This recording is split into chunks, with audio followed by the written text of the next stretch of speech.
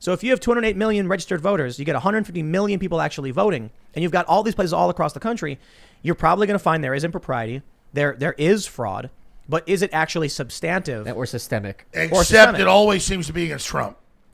No, of course. But let's say the question is it enough to actually have changed the results? And if it isn't, but you get a bunch of people constantly being inundated with these stories. Okay, here's an example. I have a brother-in-law married to my sister. I'll say his name, right here on air. Austin Rivera, great guy. He's been kind of liberal, but I think he went for Trump. He didn't even tell me. We see him every few weeks for dinner. He's a great guy. He calls me like really mad. I go, Austin, what's wrong? He goes, I was just at the Congress and the downtown post office, and that guy had 50-something ballots signing his name. They were certifying them, mailing them out. This is the day after the election. Yeah. He was really upset. I said, why didn't you videotape it? He goes, well, it's a federal crime. It's a polling place. He was right. But that's a real story. Austin didn't make that up. So in my family, my brother-in-law saw the fraud. They were all against Donald Trump. They were all Democrat ballots. He sat there watching the guy filling them out. So I guess what I'm trying to say is we should, first of all, I think it should all be investigated. We need to make sure we get to the bottom of it. If we want a legitimate, clean process, then 72.2 million people need to feel assured that we took their concerns seriously.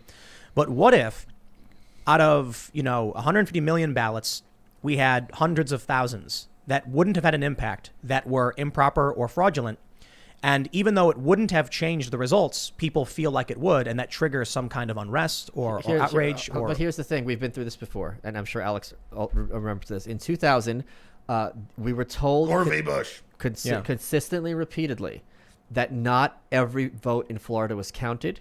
We were told the Supreme Court stopped the vote, and we were never going to know the right answer. Michael Moore made that movie about the election. The New York Times, I think, was the ones who counted every single vote. They counted every single vote repeatedly. With the Chads, without the Chads. Bush's margin of victory varied. There was no count where Gore had a margin of victory to win. But people will, to this day, tell you that not every vote in Florida was counted. So this is an escalation that's been going on for 20 years, at the very least.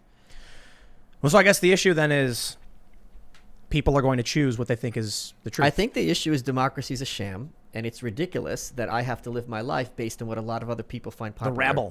The rabble, yeah. Well, so what's the solution? Freedom.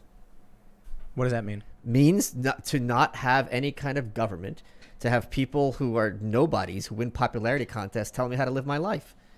I can certainly respect the argument against the popularity contests, but I disagree with the absolute freedom in that we've seen, like, I think it was the Cuyahoga River was just polluted to an extreme end until it burst into flames. If the river was private property, then you're not allowed to pollute it. But it wasn't public rights and everything. It was public property. That's the problem. So how do you like if everything is owned by someone? And this is the problem I've had, because I had a conversation. Maybe you can answer this question. If I build a house somewhere in the middle of nowhere next to a river and I'm drinking that water, and then you say, well, I'm going to walk upstream and start taking a dump in that water.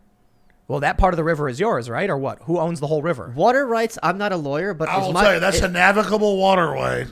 And generally, everyone has group rights to the water. That's public. That's communism. Group rights. Take that back to Russia. No, I'm just telling you. I'm positive, without knowing anything about this issue, that water rights is something that has already been legally adjudicated. But I'm saying, even if it wasn't public, this is no surface water, and you have deep water. You have mineral rights. Sure. So there's two different types of water.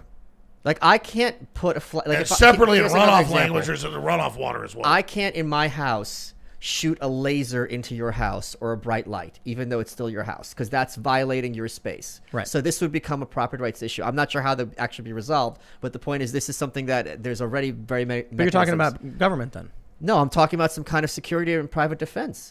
By the way, have you ever seen a tinfoil hat made that nice? No. So of course not. That's why I'm taking it home. Yeah, that's right. So I'm not joking. I'm putting this on my mantle. I'll send you a photo, Alex. I'm not kidding. How would you resolve disputes between in these cases? By battle axe. Yeah, hire two competing private security forces who go against each other. We have that now. The point is, whenever the government has, it's amazing that if you have courts through a government monopoly, all that does is make things more expensive, more inefficient, and impossible to have a resolution. Whereas if you and I have an issue vis-a-vis eBay, or I'm having a sweater issue with Macy's, or some kind of condo association, those are resolved. Maybe you don't like the outcome, but they're at least